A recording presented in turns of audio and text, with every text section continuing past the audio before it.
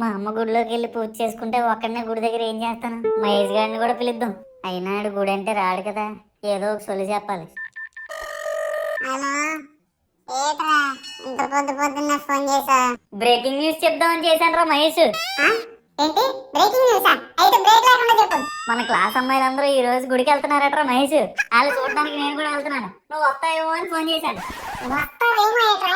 నువ్వు ఇప్పుడు ఎక్కడ ఉన్నావు చెప్పు. మా ఇంటి దగ్గర ఉన్నాను రా. అయితే నన్ను మీ ఇంటికి రమ్మంటా గుడికి రమ్మంటా? డైరెక్ట్ గా గుడికే వచ్చి అక్కడ కలుసుకుందాం. సరే మామ, thank you for the information. Okay మరి తొందరగా వచ్చింది. Thank you for the information అట. పిచ్చేదా ఏరా బయలుదేద్దామా? పదమ్మా. ఒరే, ఆల్రెడీ స్వెటర్ వేసావు, మళ్ళీ దానిపై దుప్పటేంట్రా? నువ్వు క్వశ్చన్ లాపే బాబు, చలి తట్టుకోలేకపోతున్నాను. పదా ముందు.